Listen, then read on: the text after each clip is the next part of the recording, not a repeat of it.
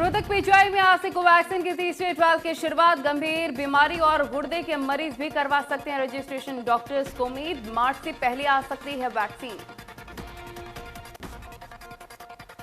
स्वास्थ्य मंत्री Anil Vij corona vaccine के तीसरे ट्रायल में वॉलंटियर बनने के लिए अंबाला स्थित हॉस्पिटल पहुंचे। बता दें कि अनिल विज स्वेच्छा से वॉलंटियर बने हैं। रोहतक पीजीआई की टीम अंबाला पहुंची थी।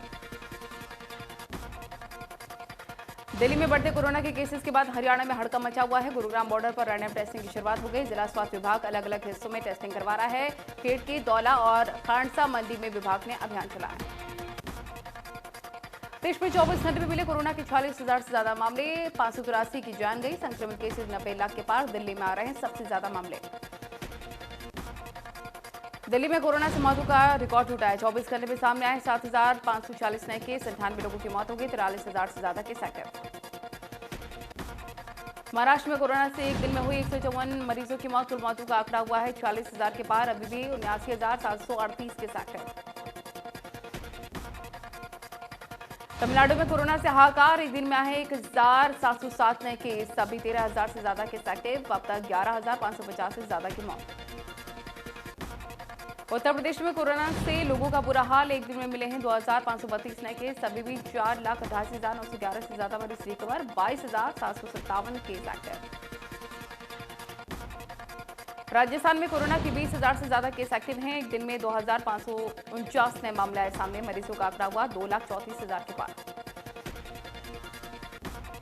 आंध्र प्रदेश में एक दिन में है कोरोना के 1,316 नए केसेस। मरीजों का आंकड़ा हुआ 8,58,000 के पार। 16,000 से ज्यादा केसेस एक्टिव।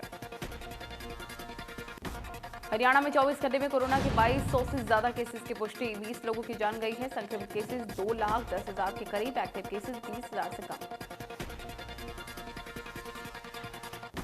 गुरुग्राम में पिछले 24 घंटे में 645 नए मरीजों की पहचान। वहीं 3 मरीजों की जान चली गई। टोटल केसेस 42,000 के करीब पहुंच चुके हैं।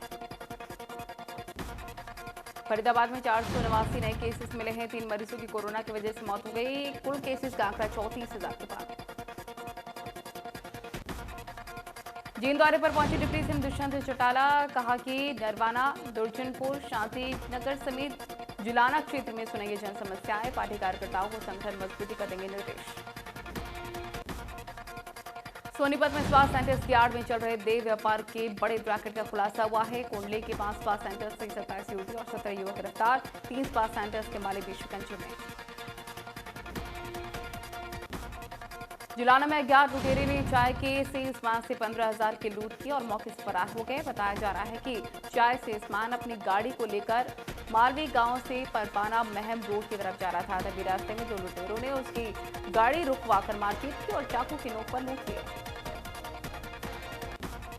अंबाला में मालिकाना हक मिलने से दुकानदारों में खुशी का माहौल देखने को मिल रहा है। इसके साथ ही आपको बता दें कि इलाके के दुकानदारों ने गृह मंत्री अनिल विज का आभार व्यक्त किया।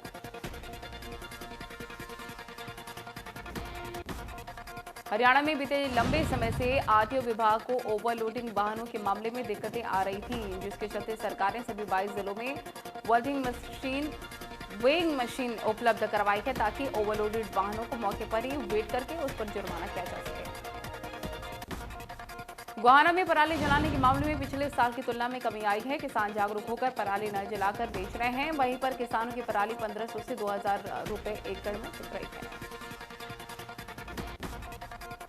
नूंह में मेवात विकास अभिकरण के चलाए जा रहे 8 मेवात मॉडल स्कूलों का जल्दी शिक्षा विभाग में समायोजन हो सकता है। मेवात विकास बोर्ड की बैठक में मुख्यमंत्री ने मामले को गंभीरता से लिया और अधिकारियों को निर्देश दिए हैं।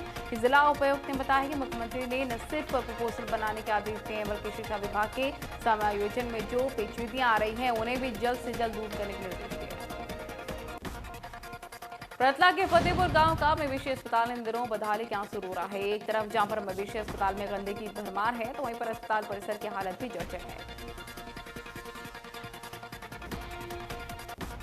रादौर में लंबे समय से किसान और आड़ती रादौर में स्थायी सब्जी मंडी की मांग करते नजर आ रहे हैं, लेकिन किसानों की मांग पूरा नहीं हो रही है, जिसके चलते सब्जी मंडी के आड़तियों को साथ साथ किसानों को भी दिक्कतों का सामना करना पड़ता है।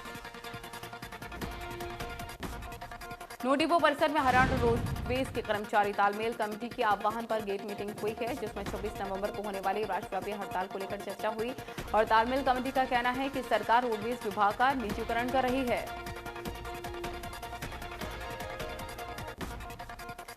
नूंह में कांग्रेस विधायक आफ्ताब अहमद ने नशा मुक्त समाज कार्यक्रम शुरू करने की घोषणा की है। आफ्ताब अहमद ने कहा है कि 21 नवंबर से वो सतपुतिया का हुसैनपुर गांव में नशा मुक्त समाज कार्यक्रम शुरू करने जा रहे हैं। उत्तर प्रदेश के प्रतापगढ़ में सड़क हादसे में 14 लोगों की मौत हो गई। मामला मनिकपुर थाने के देशराज इनारा का है, जहां पर बारात से लौट रहे बुलेरो अनियंत्रित होकर खड़े ट्रक में जा घुसी। ड्राइवर को मृत की झपकी आने से हादसा होने का अंदेशा। सभी बाराती शेखपुर गांव में शादी समारोह में शामिल होकर लौट रहे थे। 14 की मौत।